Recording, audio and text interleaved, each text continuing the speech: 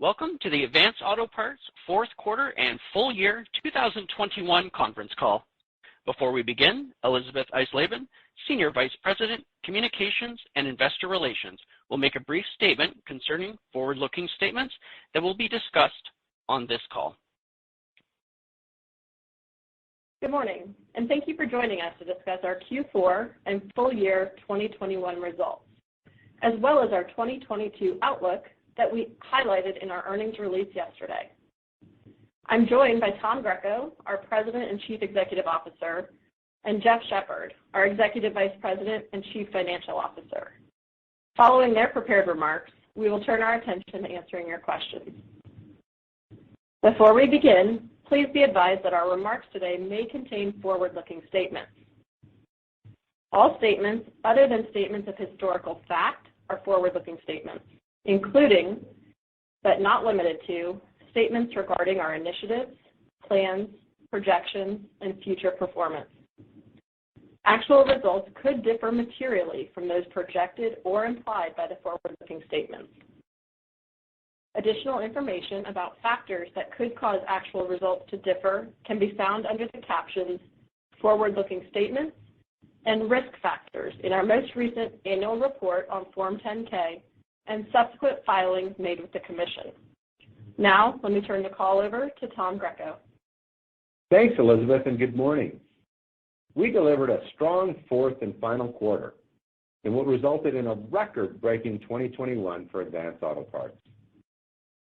We closed the year with record top-line sales, Advance's highest annual adjusted operating income margin expansion since our first year as a public company in 2002, and record adjusted diluted earnings per share.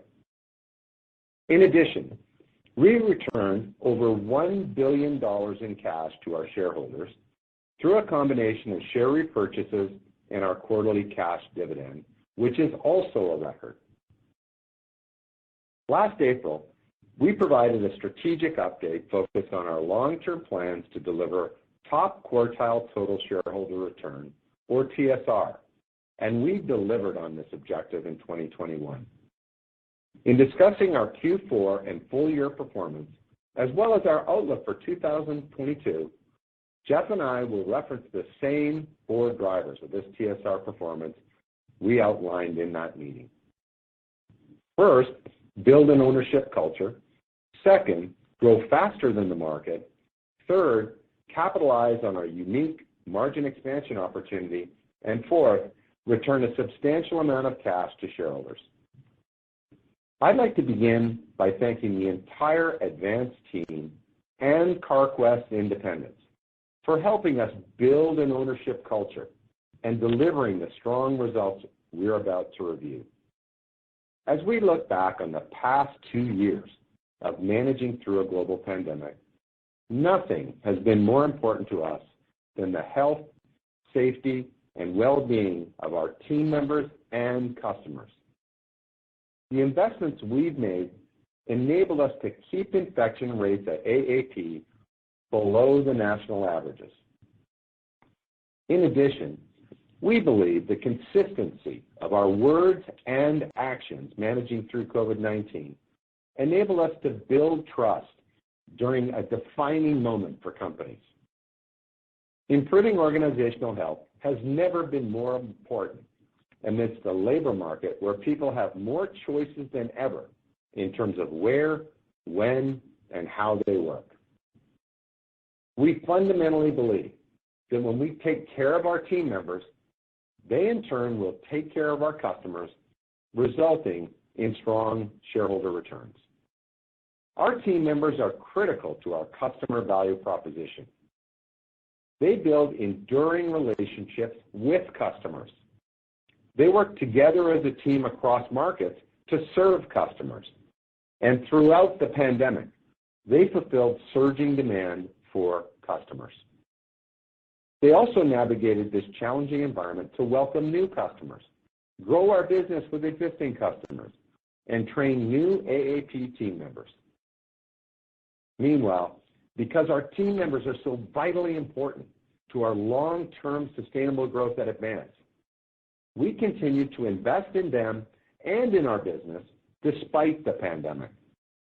This includes investments in our differentiated Fuel the Frontline stock ownership program, IT infrastructure, supply chain, stores, independent partners, and in leading digital capabilities to help our team better serve customers in the future. In summary, we're incredibly proud and thankful for the progress our team members and independent partners made throughout the past 2 years to strengthen and build an ownership culture here at Advance. Shifting to our Q4 results, and as a reminder, we were lapping a 53rd week in the previous year. In our press release, you'll find detailed summaries of our 2021 results compared with 2020 on a like-for-like 12 and 52-week basis. In our remarks today, we'll be measuring our performance apples to apples. In other words, Q4 2021 will be compared to the relevant 12 weeks in 2020, and the 52 weeks of 2021 will be compared with the relevant 52 weeks in 2020.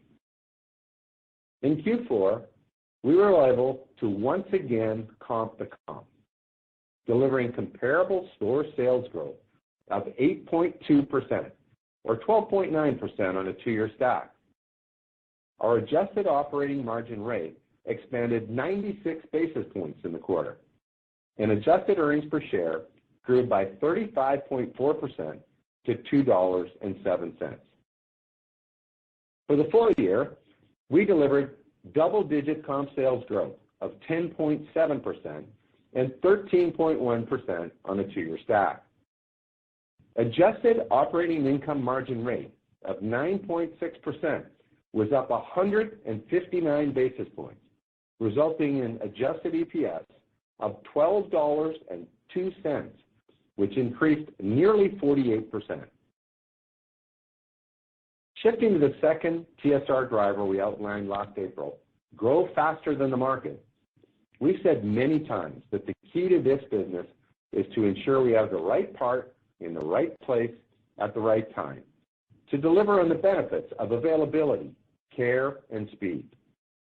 To build competitive advantage, we ask ourselves, how do we leverage our diversified asset base? And what can Advance offer that sets us apart?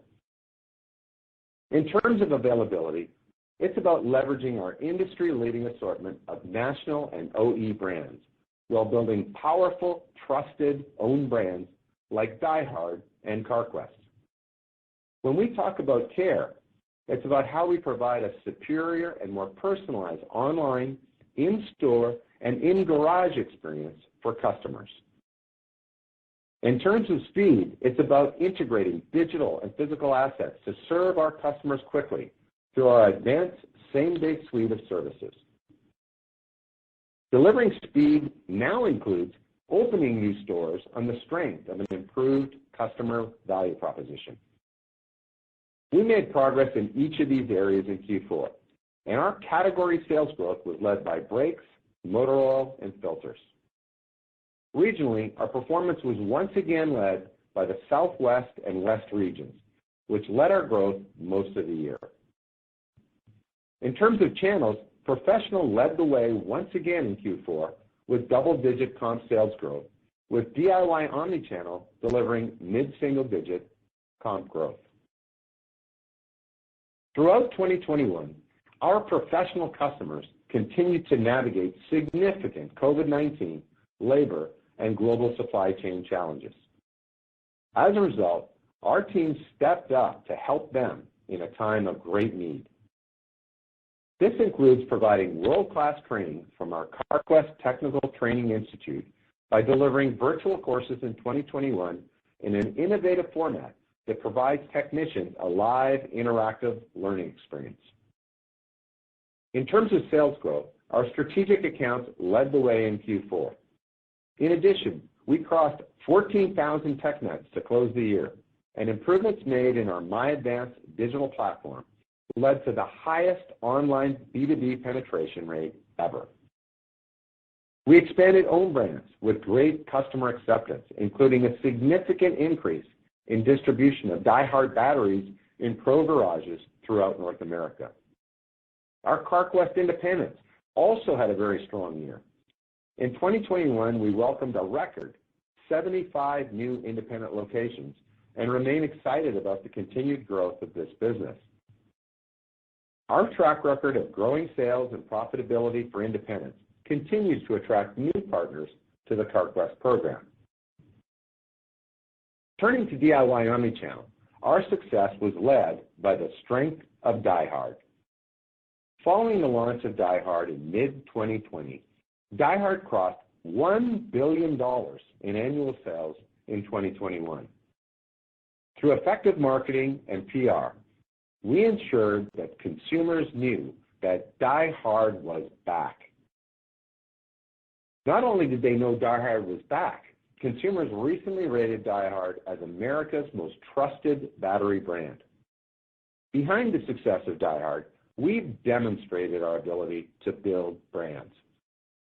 By strengthening the DieHard, Advance, and CarQuest brands, we not only build customer loyalty, but we also build pricing power. In addition, we're beginning to increase DieHard product offerings with DieHard Power Tools launched in Q4 and DieHard Hand Tools in the front half of 2022.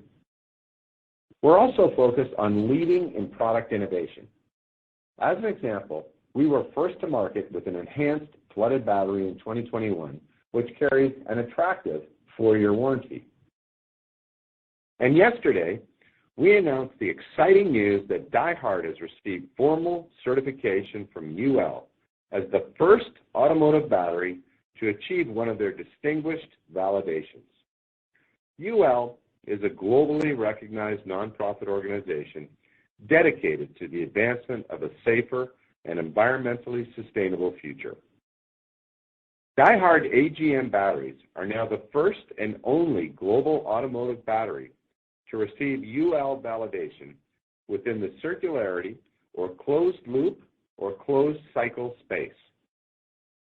This notable validation is the result of years of work between Advance and our strategic manufacturing partner, Clarios. Our disciplined execution of battery core returns, along with a proprietary manufacturing process, allows for continual reuse of environmentally sensitive raw materials. Simply put, this means that new DieHard batteries come from recycling old DieHard batteries, which contributes to a circular economy and environmental sustainability.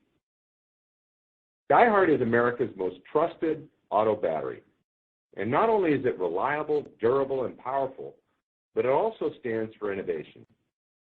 While we're pleased with our early success behind DieHard, we're just getting started on building and strengthening this powerful brand. We also made progress driving DIY loyalty through Speed Perks. We added new Speed Perks members throughout the year, finishing at 12.6 million, while increasing loyalty and share of wallet with existing customers. To further strengthen loyalty, we recently announced a new benefit for Speed Perks members: gas rewards. Fuel savings has been a request of Speed Perks customers, and we're delivering. Partnering with Shell to help customers save at the pump while driving further brand loyalty and share of wallet. Finally, our execution in stores continues to improve, and we remain focused on strengthening the customer experience and increasing Net Promoter Score. Behind a strengthened customer value proposition, we opened 31 stores and 8 Worldpac branches in 2021 as we began to ramp market expansion. This includes our first 7 stores converted in California, and after some disappointing delays due to COVID-19. As you saw in our release yesterday, we expect to open an additional 125 to 150 new stores and branches in 2022. In terms of our third TSR driver, we believe our opportunity to further expand margins is unique within our space. Our Q4 operating income margin expansion was led by gross margin improvement driven by category management. This incorporates strategic pricing, own brand expansion, and strategic sourcing, culminating in a disciplined execution plan. Our strategic pricing capabilities have improved considerably following the implementation of a new technology platform in 2020.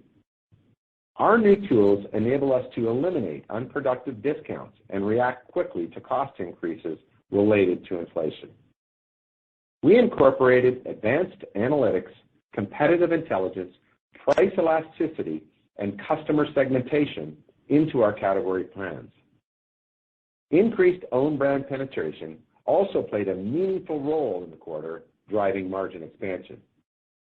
We transitioned tens of thousands of SKUs within undercar and engine management, with our in-stocks improving throughout the quarter. Separately, we continue to transform our enterprise-wide supply chain infrastructure. First, we made further progress on integrating the assortment, supply chain, and technology platforms within Worldpac and Autopart International during Q4. By year-end, we've consolidated 55% of AI locations onto the Worldpac tech stack. Getting to a single supply chain and tech stack for our pure-play professional business improves customer service, drives incremental sales, and increases margins. We expect this transition to be completed by mid-year. In terms of the integration of our Advance and Carquest supply chains, we completed the rollout of cross-banner replenishment. Our entire Advance and Carquest network of stores are now serviced by a freight logical distribution center, which reduced our annual mileage driven from DC to store by approximately 14% in 2021. Our next big step is to get to a single warehouse management system, or WMS. As of December 21, we've transitioned 44% of our distribution center network as measured by unit volume to the new WMS. As we complete WMS in a DC, we followed up with the implementation of our labor management system, which drives further savings through enhanced performance pay. The full run rate benefits of WMS and LMS remain on track to be realized by the end of 2023. Finally, we continue to look for ways within our supply chain to optimize and modernize our network.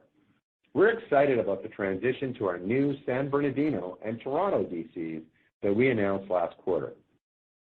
Once fully operational, San Bernardino will be the central location for supplier shipments and help facilitate rapid store and e-commerce delivery in the Western United States. As we ramp the opening of this new DC, we recently announced to our team members that we'll be consolidating operations from our much older Riverside DC to this new facility. Similarly, our Toronto DC enables the consolidation of two distribution centers, one Carquest and one Worldpac, to a single and much larger facility. This will significantly improve our availability in the very large Ontario market. Shifting to SG&A, we're pleased to report that we exceeded our previously stated goal of $1.8 million in sales per store in 2021. As we move into 2022, we plan to build on this achievement behind continued improvement in sales per store, along with the disciplined execution of profit per store productivity initiatives. This includes automating tasks in stores to enable more customer-facing time and leveraging technology that integrates internal driver availability with the gig economy. In addition to improving sales and profit per store, we completed our finance ERP integration. The health of our balance sheet has improved, and we expect to realize the full run rate of savings in 2022. We'll continue to build on this integrated platform to deliver further improvements in the customer experience and reduce cost. Finally, we're building an enviable track record on team member safety. For the full year 2021, we saw a 10% reduction in our total recordable injury rate versus 2020, and our lost time injury rate reduced by 20%. Our frequency rate on both metrics is now close to 1/2 of what it was 5 years ago. In summary, Advance is a very different company than we were several years ago. We've strengthened our core customer value proposition, integrated many parts of the company, enhanced our diversified asset base, and significantly improved execution. During 2021, we also conducted our first materiality assessment to sharpen our focus and prioritize our ESG agenda. We'll share additional information about the results of this assessment in our upcoming corporate sustainability report. While we're proud of our 2021 performance, we see plenty of runway in 2022 to further drive total shareholder return.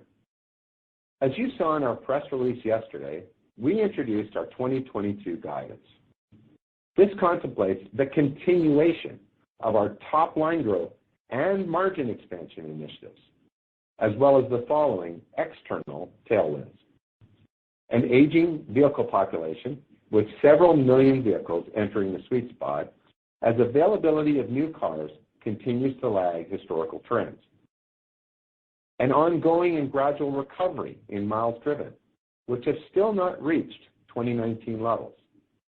And the outperformance of our professional business compared to DIY for reasons we've discussed in the past. Our guide also takes into consideration certain factors that have changed since we initially shared our 3-year strategic plan.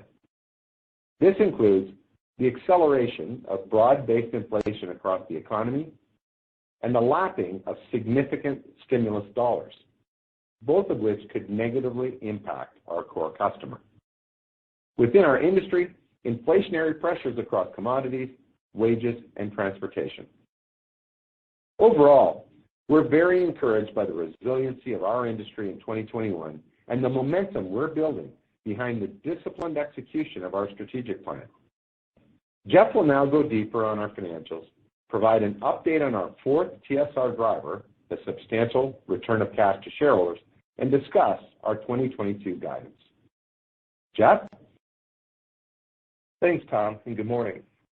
I'd also like to thank our team members for their dedication this past year to care for our customers and each other and deliver record results. Before I review our financial results, I also wanted to remind you 2020 included an additional week. To provide a better year-over-year comparison, the impact of this additional week has been excluded from our discussion of previous year. Please refer to our earnings release for the full impact of the additional week in 2020. In Q4, our net sales of $2.4 billion increased 8.6% compared with Q4 of 2020. Adjusted gross profit margin expanded 145 basis points to 46.8%, driven primarily by improvements in category management, led by strategic pricing, inventory-related, and own brand expansion. This was partially offset by ongoing inflationary costs, lapping shrink benefits in Q4 2020, and unfavorable channel mix. Same-SKU inflation in Q4 2021 increased 5%.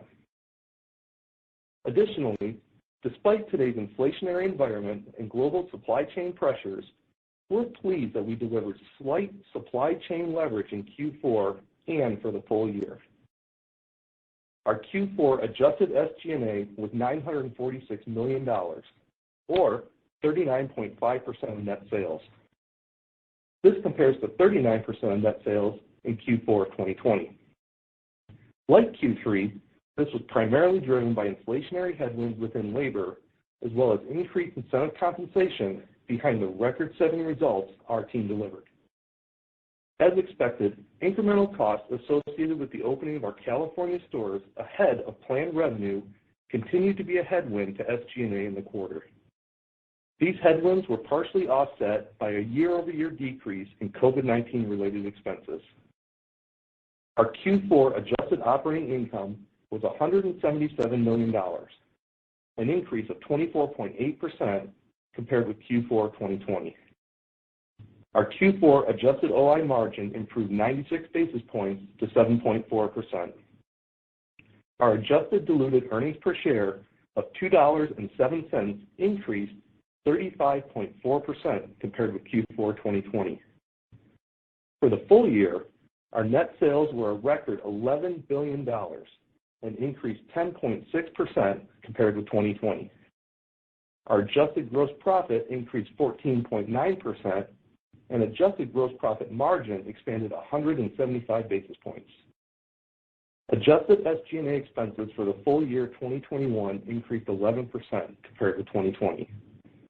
On a rate basis, adjusted SG&A deleveraged 16 basis points to 36.4% of net sales. While we reduced our COVID-19 related expenses by $28 million in 2021, we continue to prioritize the health and safety of our team members and customers. Our full year 2021 adjusted operating income increased 32.5% to $1.1 billion. On a rate basis, our adjusted OI margin expanded 159 basis points to 9.6%. In addition, we delivered record adjusted diluted earnings per share of $12.02. Our 2021 capital expenditures were $290 million. Our free cash flow for the year increased $121 million, or 17.2% year-over-year, to $823 million, driven by improved operating performance. As Tom mentioned, we completed our finance ERP implementation in 2021. We began to see some benefits in 2021, which partially contributed to the approximately 400 basis point improvement in our AP ratio year-over-year. We expect to begin seeing the full run rate of savings this year. To close out our discussion on our TSR drivers, we returned a record $1 billion in 2021 to our shareholders through a combination of share repurchases and our quarterly cash dividend. In line with our capital allocation priorities and confidence in the continued robust cash generation of our business, our board recently approved a 50% increase to our quarterly cash dividend to $1.50 per share. This supports our stated objective of a 35 to 45% dividend payout ratio. In addition, our board also approved an additional $1 billion authorization to our existing share repurchase program, which at the end of 2021 was $545 million. We're confident in our ability to generate meaningful cash flow and committed to a balanced return of excess cash to shareholders. In consideration of the factors Tom discussed surrounding our 2022 outlook, our guidance includes net sales of $11.2 to $11.5 billion, comparable store sales of 1 to 3%, adjusted operating income margin of 10 to 10.2%, an income tax rate of 24 to 26%, adjusted diluted earnings per share of $13.20 to $13.75, based on our outstanding share count as of yesterday. Capital expenditures of $300 to $350 million, a minimum of $775 million in free cash flow, share repurchases of $500 to $700 million, and 125 to 150 new store and branch openings. We're encouraged that through the first 4 weeks of 2022, our comp sales are running above the top end of our full year guide. Finally, our guidance for new store openings includes the California stores that were delayed last year, primarily due to permitting challenges resulting from the pandemic. This guidance includes new locations across all banners in both the U.S. and Canada, but excludes independent locations. Once again, I'd like to thank our team members for their continued dedication as we build on the momentum of our 2021 results. With that, let's open the phone lines to questions. Operator? At this time, I would like to remind everyone, in order to ask a question, press star, then the number 1 on your telephone keypad. Your first question comes from the line of Chris Horvers from JP Morgan. Your line is open. Thanks. Good morning, everybody. Talking about your guidance, the 1 to 3% comp, that's bracketing the low end of your 2 to 4% multi-year algo, and you're flowing through 50 basis points. At the low end of that 2, I felt it would have been more like closer to 100 basis points. So Is there something that's changing in the environment? Is it your competitors' pricing commentary? Is it conservatism? Is it changing in terms of your ability to pass through inflation? So I want to get your thoughts on that. Well, hey, good morning, Chris. First of all, I'll give you some color on the sales guide, and then Jeff can chime in a little bit on the margin piece. First of all, we're continuing to target growth above the market in 22. Our sales guide for the year reflects an estimate of lower industry growth. Certainly, versus 2021, we're going to see less growth than we saw last year. As we said in our prepared remarks, on the one hand, we see tailwinds for the industry. You've got an aging vehicle population with several million vehicles entering the sweet spot. The new cars are very difficult to get. The availability lags historical trends. And we do expect a gradual recovery in miles driven, which still have not reached 2019 levels. At the same time, we're cognizant of potential headwinds for the industry. Following last year, which was record-breaking across the board, it's difficult to predict what the 22 growth rate's going to be this early in the year. As you know, we've seen an acceleration of broad-based inflation across the economy, which recently reached a 40-year high last week, basically. So we're also going to have less stimulus dollars in 22 versus 21. So I'll flip it over to Jeff to talk a little bit about how that translates through to margin. Jeff? Yeah, so just taking that, top-line sales guide, in terms of our margin expansion, Chris, first of all, our margin expansion initiatives remain on track. But, as we talked about in our prepared remarks, the inflation that we're seeing right now is substantially higher than when we developed that strategic plan.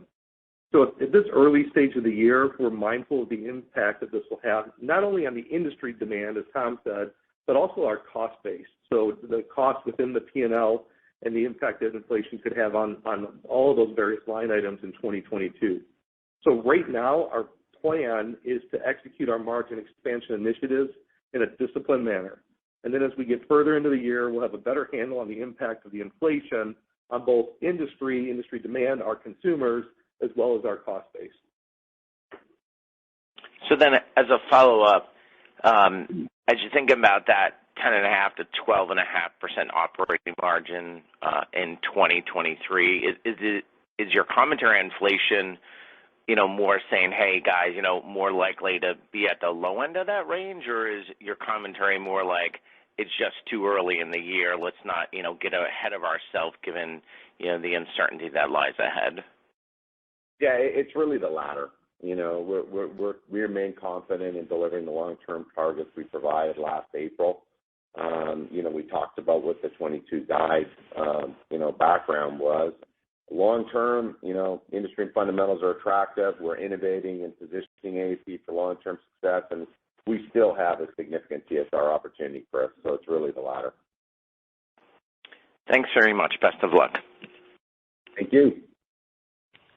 Your next question comes from the line of Michael Lasser from UBS. Your line is open. Good morning. Thanks a lot for taking my question. With two of your large competitors making price investments to gain market share in the commercial sector and your comps trailing behind this peer set, how much do you need to invest in price above and beyond what you originally expected in order to sustain your market share? Hey, good morning, Michael. Well, we've been talking about our category management initiatives for a couple of years now, and strategic pricing, along with increasing own brand penetration and strategic sourcing, are key elements of this plan. So let me provide some color on how we're thinking about our pricing strategy in the professional channel. Three things. First of all, we've been conducting a survey amongst our professional customers for many years. And just to give you a data point from last year's survey, the top three variables were availability, ease of doing business, and speed of delivery. They were all ranked ahead of price. At the same time, we know competitive pricing is important, and our strategy is rooted in how the pro customer makes decisions. We incorporate an extensive assessment of competitive pricing for each of the pro channels we compete in by category. And the reason we expanded our lower price point, higher margin own brand portfolio was to provide more value price options for our customers. Secondly, during our Investor Day, we highlighted our approach to meeting the unique needs of different pro customers by leveraging our diversified go-to-market asset base. This includes Advanced Stores, Carquest Independents, and Worldpac, which, as you know, is an entirely professional or pure-play WD. It's important to note that Worldpac has competed with WD for many years and already has very competitive pricing, which informs our enterprise pro pricing strategy. Worldpac has a different pro model than conventional retail parts stores, and we're keenly aware of the competitive landscape within pro, which is usually very different by category and in some cases even by part type. Finally, we've been investing in improving the customer experience through a single parts lookup, technical training, and digital assets to improve speed and visibility of delivery. We also provide customized service models where relevant. So in summary, Michael, our comprehensive approach is tailored to the unique needs of what's most important to each customer, and our strategy is working. We grew double digits within pro last year, and we continue to believe our differentiated strategy will deliver profitable growth and margin expansion. Okay. My follow-up question is on the inflation discussion.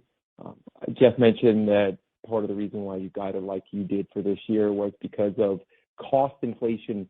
Your SG&A dollars grew 9% in 2021. The Advance had already been experiencing significant operating expense inflation, and now you're suggesting you're mindful of that continuing into 2022. Shouldn't this be more than covered by price increases, as the industry historically has typically priced to a full margin? So why would you not be able to recover the cost increases now, whereas the industry has been able to do that in the past? Yeah, sure. Well, I think, Michael, you're right. You know, the industry has been incredibly rational over periods of inflation. And, you know, we have been able to cover cost inflation as it relates to maintaining gross margin rate. As we talked about in our prepared remarks, and as I mentioned earlier, you know, we're seeing record inflation across the P&L. So it's not just product cost inflation. It's not just commodities. Just to give you a couple of data points, you know, our two largest items on our cost base are product costs and wage inflation. And as we sit here and look at that today, we're expecting those to both be in that mid-single-digit range for 2022, on top of what we've already seen in 21. You know, product cost is on the same SKU basis, as you know, but that's fairly significant. So right now, we don't have a model that says our pricing will cover inflation to cover the entire P&L.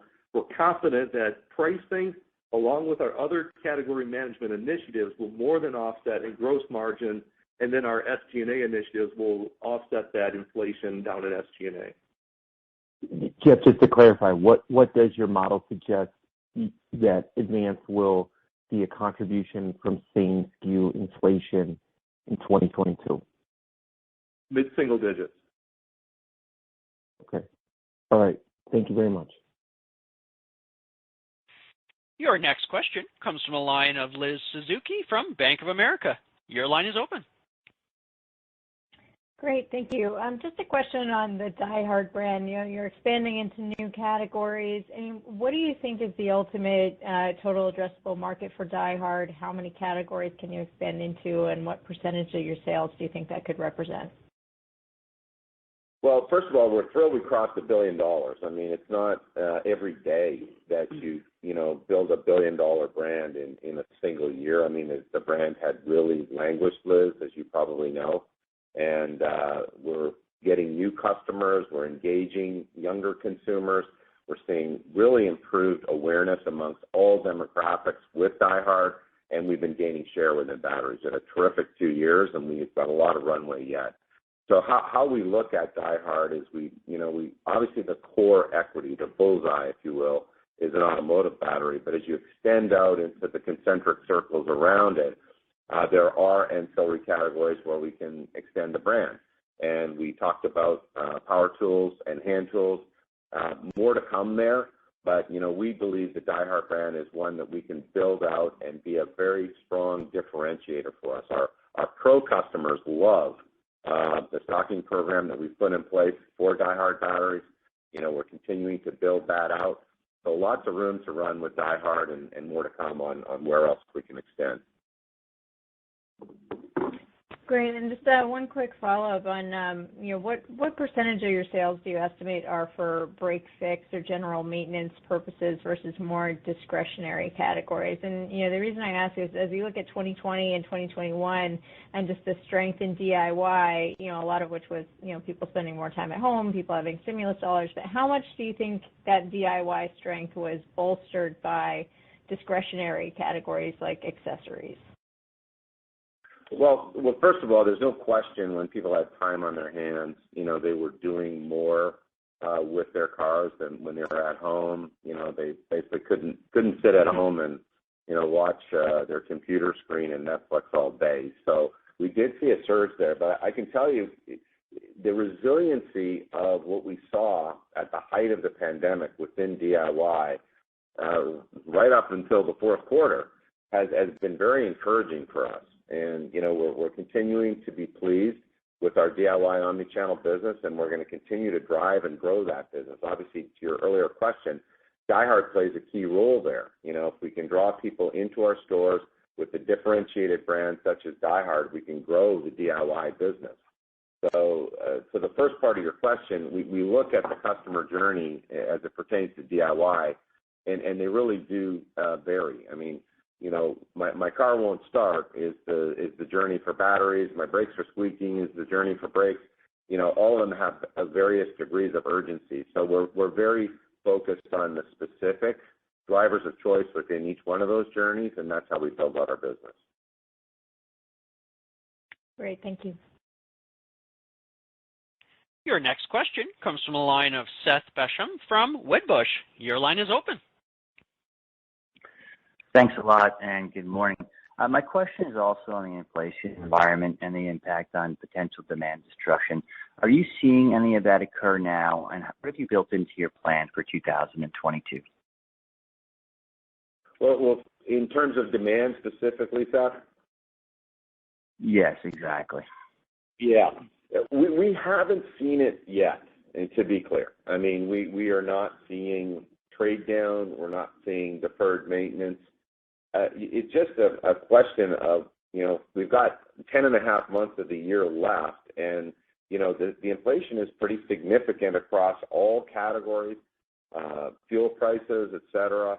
That's what we're mindful of. And, as the year unfolds, we'll be in a better position to see the full impact of it. But it's really a case of making sure that we're looking at all potential outcomes for the industry for the year. Understood. And what have you built into your comp sales plan for 2022 from that effect? Well, our guide is 2 at the midpoint. Understood. But does that include some demand destruction assumptions for the balance of the year? I'm sorry, can you repeat that? Does that include some pressure from demand destruction associated with the inflation that the core customer is experiencing for the balance of the year? Yeah, yes, it does. I mean, we're assuming coming off a year when the ACA would say the industry grew high single digits in 2021, right? I mean, that's the latest information we have from Auto Care Association. We're assuming, low single, even, 1 to 2, for the industry overall. Now, given all the tailwinds, that could be a very low estimate. We acknowledge that, but it's just, it's an unusual time. We've got an unprecedented level of inflation. We've got 10 and a half months to go. So that's really the thinking. Understood. Thank you so much. Your next question comes from the line of Greg Melich from Evercore ISI. Your line is open. Hi, thanks. Just want to make sure I got the guidance right. The mid-single-digit inflation implies that that basically units would be down this year. And did you expect the pro and DIY split to be similar to last year or to narrow or widen?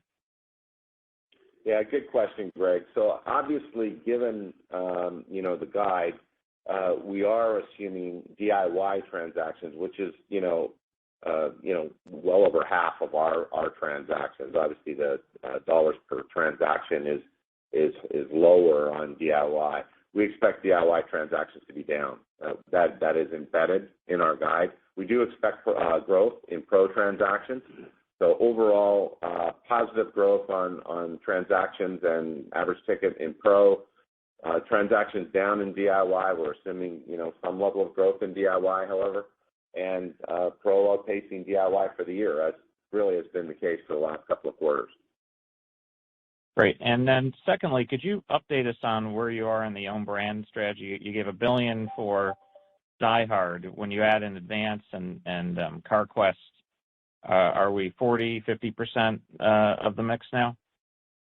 Yeah, what we've said in the past, Greg, is we started out this journey in the high 30s in terms of our percentage of own brand penetration, and we've moved that up nicely. We're well into the 40s now, into the in the most recent quarter into the higher 40s, and we still believe we have room to grow there. So we're very pleased with the strength of our own brand. As we've said many times, it carries in general a lower price per unit, certainly in the hard part segment than the national branded competitors, but the quality is very good. Our return rates are much lower than they've been in the past, and our in-stocks improved on all of the categories in the fourth quarter. So pleased with own brand penetration, and relative to others, we still got opportunities there. And then last, if we look at the guidance for the adjusted margin expansion to just over 10%, should that be equally between gross margin and SG&A leverage, or how should we think about that margin expansion?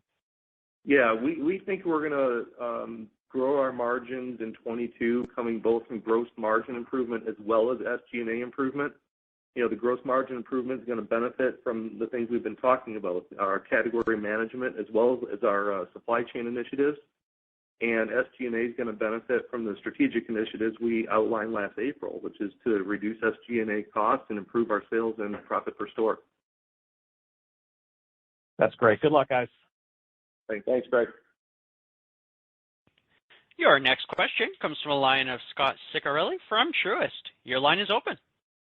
Good morning, guys. Scot Ciccarelli.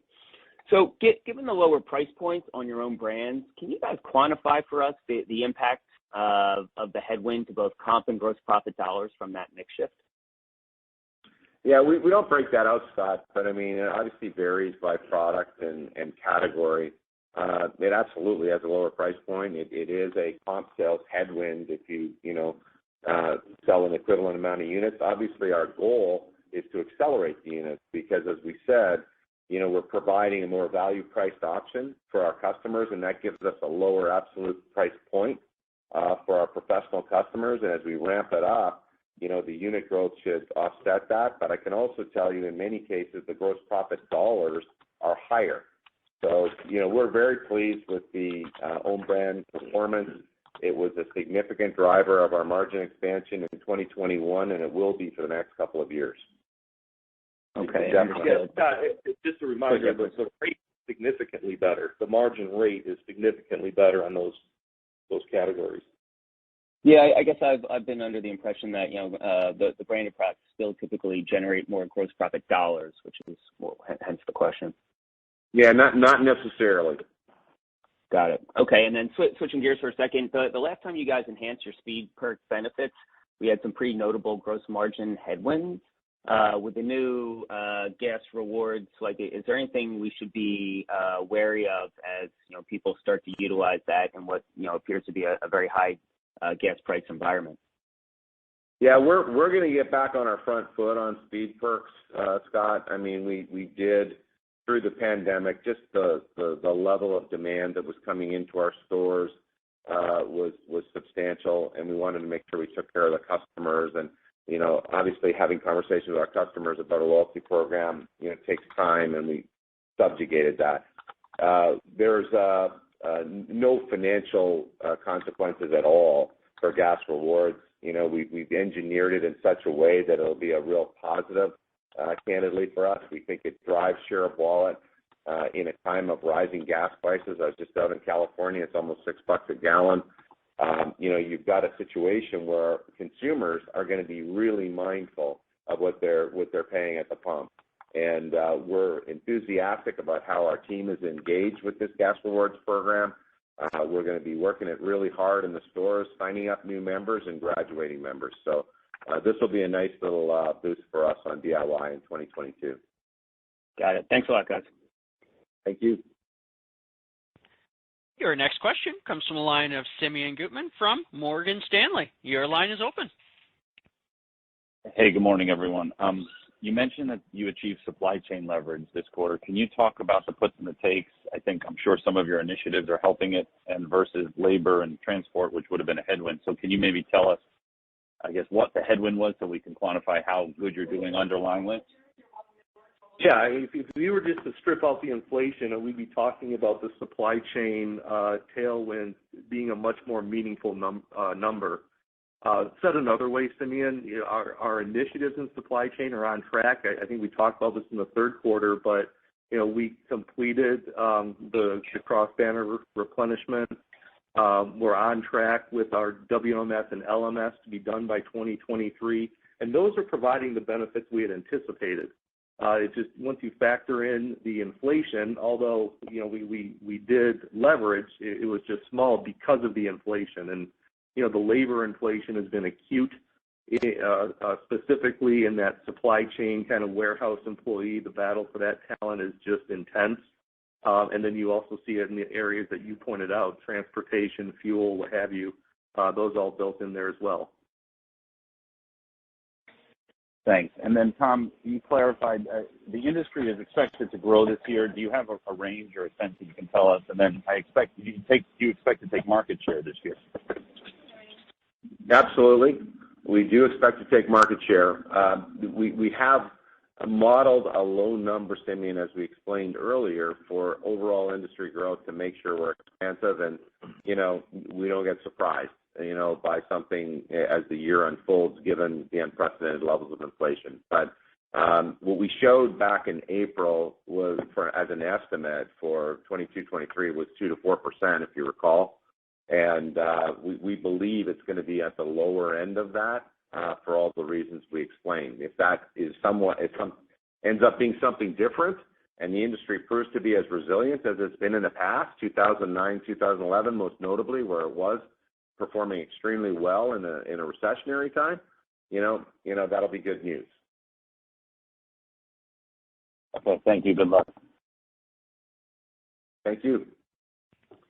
Your next question comes from the line of Michael Baker from D.A. Davidson. Your line is open. Hi, thanks, guys. Couple of follow-ups. One, first, let me ask about the hiring in the labor situation. Is that as bad as it was? Is it getting worse? Is it getting any better now that some, employment benefits have rolled off? Any sort of, end in sight in terms of that pressure point? Yeah, good question, Michael. I mean, we are really happy that we're starting to go the other way. In both the distribution centers and the stores, we measure turnover very, very closely. The stores did not jump up as much. I mean, our unique stock ownership program, where we've invested over $60 million in our frontline team members over the past couple of years, has helped us there. We've been able to retain our general managers, our commercial parts pros, et cetera. And then in the supply chain in the DCs, it peaked really around the third quarter of last year in the summer and started to come back down. It's still not back to where it was pre-pandemic, I can tell you that, in the DCs, but we are coming back down. And as you said, the applicant pool is starting to open up.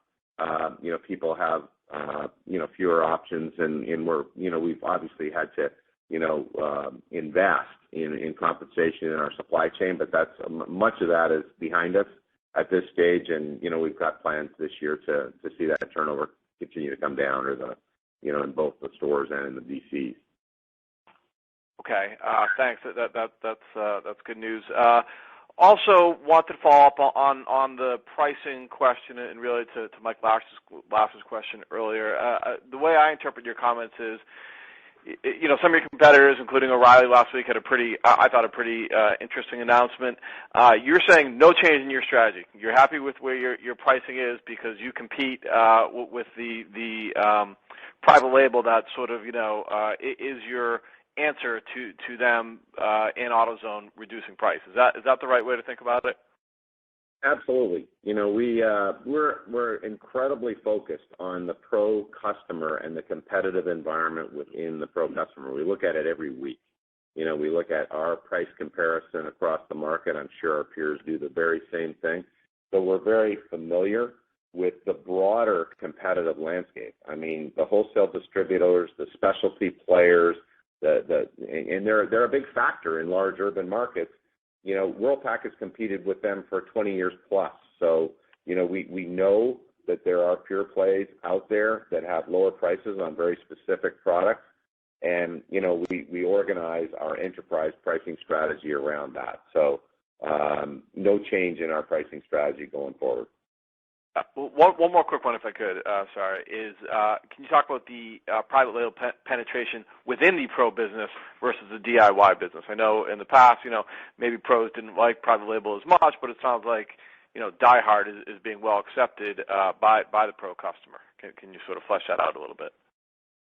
Sure. I mean, DieHard and CarQuest. I mean, CarQuest is a powerful brand in the professional sales channel. CarQuest brakes is a leader in the professional channel. They're high quality. Our customers request them. And as we extend, Michael, into engine management, undercar, some of these other categories, CarQuest is being very well received. So, in part because, it doesn't have that brand name on the front door of a retail store. So that's part of the reason why. But, it's equally powerful there. If you've got a high quality own brand product that carries that's good value for our customer and you can get it to them quickly, they're going to be very supportive. But just to reinforce, national brands play a key role in our portfolio also, and we're partnering very closely with our national brand suppliers to make sure that we're lifting up their brands at the same time.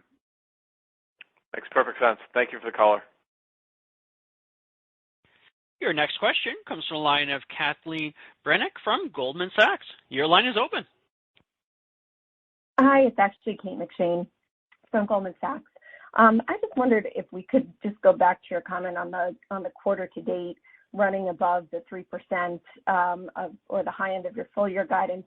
Can you talk a little bit about what's the primary driver of your outperformance and what kind of comp we're facing quarter to date versus last year? Sure. Good morning, Kate. Well, first of all, it's always interesting the way the big seasons kind of straddle quarters, right? The spring selling season straddles Q1 and Q2. The middle of the winter straddles Q4 and Q1. We have a very large presence in the Northeast. I think obviously that. It was a pretty mild December in the Northeast. It got cold, in the first period of the year. So, that swings business out of the fourth quarter and into the first quarter for us. The West was really cold in December. We had very strong growth in the West and the Southwest in December, not so much in the Northeast. So, I mean, what we've seen so far, we're very pleased. We like the fact that we've had a pretty harsh winter so far across the country. That should be good for us. In the second quarter also, we've had a lot of snow. We love those big, heavy machines tearing up the roads up in New York and Detroit and up in those markets where we're in. So hopefully that creates a strong tailwind for us in the second quarter. So it really is, there's been favorable weather in the first quarter. And as you talk about the compares, we're starting to look at 3-year stacks, obviously. I mean, the 2-year stack will become officially irrelevant by the second quarter, right? So we'll start to look at 3-year stacks, and the 3-year stack looks good on a year-to-date basis. Thank you.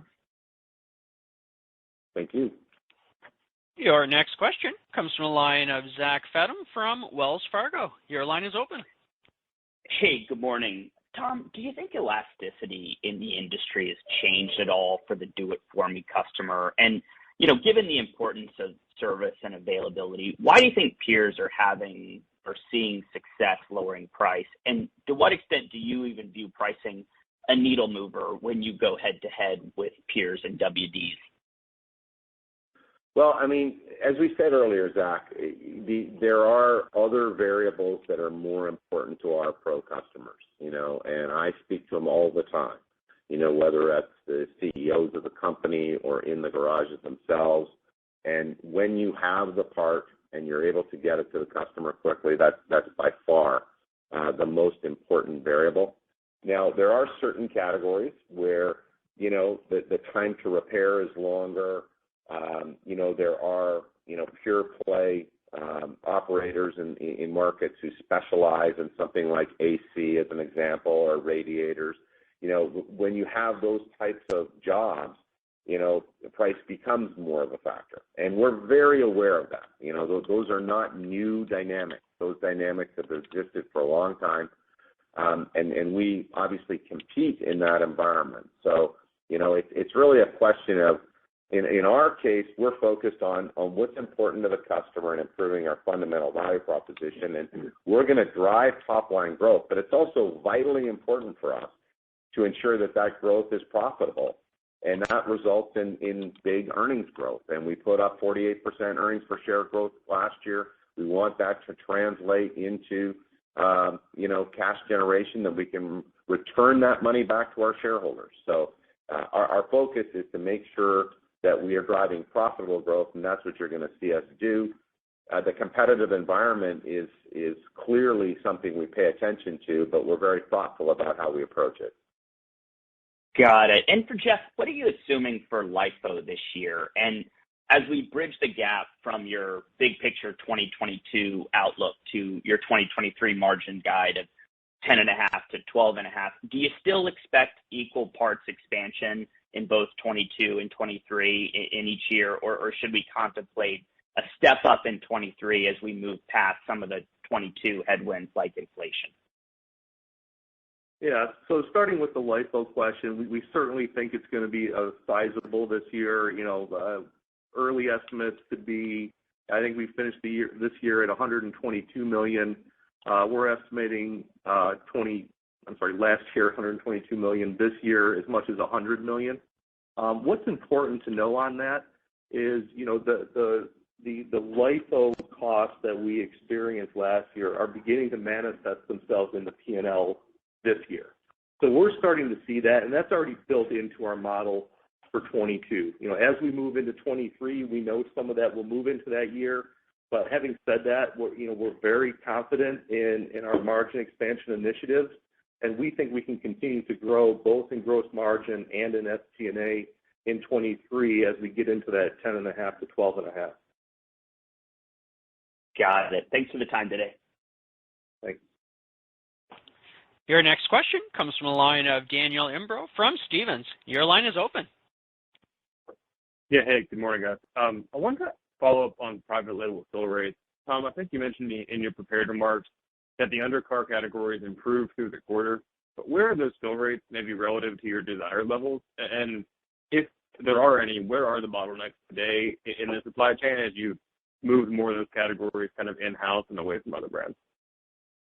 Sure. Well, first of all, our fill rates overall, I mean, we still have pockets of difficulty there, Daniel, full disclosure, whether that's, a result of a supplier's inability to get people in to work, whether that's related to the global supply chain, which is still not back to where it once was. In terms of the transition to own brands, it's improved materially from where it was last summer. We're still, I would say, a couple hundred basis points off where we want to be, but we're much better off than we were last summer. And that's, it was almost 40,000 SKUs. It was a huge undertaking, but we're thrilled that we've got the changeover of those SKUs largely behind us, and we see lots of upside going forward as a result of it. Yeah, that's helpful. And then I do want to follow up on Zach's question, just on the LIFO benefits, so we can be clear, Jeff. If you saw $122 million of benefit in 21, I think you just said you're guiding to $100 million of a LIFO benefit in 22. If prices plateau into 23, does that create a gross margin headwind.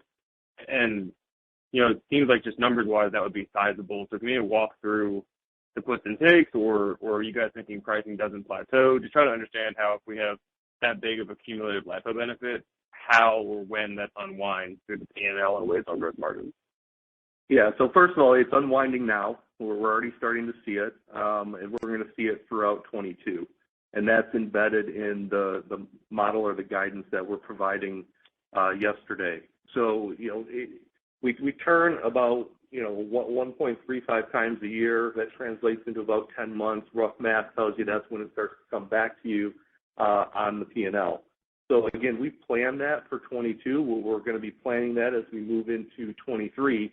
If everything else were to remain completely static, you're right. In absolute terms, it would be a headwind, and that's something we're contemplating, and that's why we're really excited we have the margin expansion initiatives that we have, because we're confident we can overcome that.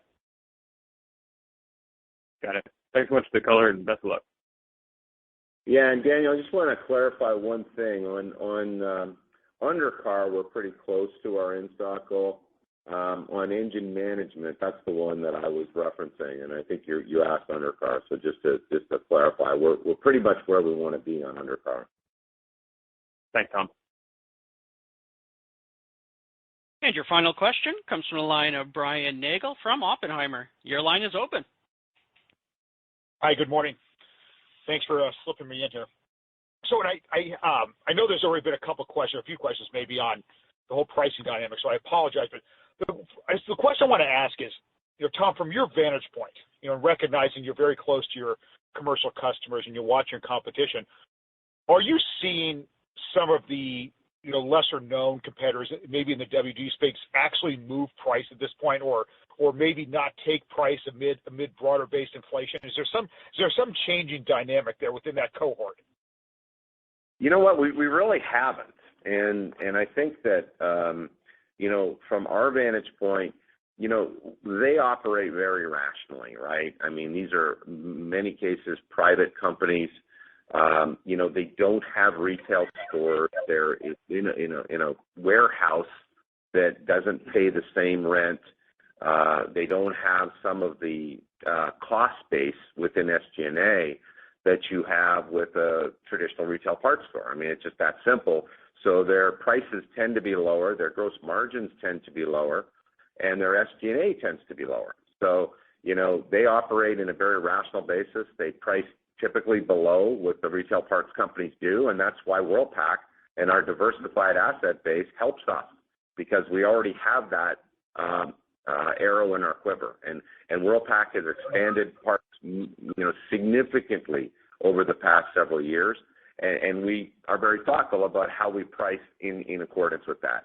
We're growing the Worldpac business substantially. It's integrating with Autopart International, and we're growing margins at Worldpac. So it's a very good story for us in that regard, and we obviously want to maintain our competitiveness, but we've got some things in our tool bag that helps us there. Yeah, no, that's very helpful. Then my follow-up question, and just with respect to demand, clearly you ended the year very strong, and given your commentaries, it seems like the strength has persisted here into the new year. As the economy potentially once again begins to pull away from the COVID crisis, are you seeing greater variability market to market, depending on where each market is relative to the pandemic? Well, that's a good question. I mean, we're definitely, I'll use miles driven, okay, as the proxy here. And, we just need everybody to do what Microsoft did in the last 24 hours, is everybody go back to their offices. I'm joking, obviously, but the reality is the number of people going back to offices, in particular in large urban markets, is still below where we want. And if you look at the miles driven, it has recovered in parts of the country almost to 2019 levels. If you look at the Southwest or the Southeast, you've seen that miles driven recover. The Northeast is still almost 10% below where it was 2 years ago, if you look through the tail end of last year on the miles driven. Now, it's coming up, but it's still below. So, I think you will continue to see that miles driven improve. The information we have says it's down still versus 19. We expect that to continue to improve. Okay, very helpful. Thank you. There are no further questions at this time. Mr. Tom Greco, I turn the call back over to you for some closing remarks. Well, thanks for joining us this morning. And as you've heard throughout the call, we remain confident in the strategic plan we're executing and in our ability to deliver top quartile total shareholder return through the 4 TSR drivers we discussed today. We plan to build on our 2021 results and leverage strong industry fundamentals and continue to strengthen our customer value proposition, deliver against our margin expansion initiatives, and return substantial cash back to our shareholders. We remain committed to the execution of our strategic initiatives while driving innovation to position Advance for long-term profitable growth. And we look forward to sharing more of our progress throughout the year. This concludes today's conference call. Thank you for your participation. You may now disconnect.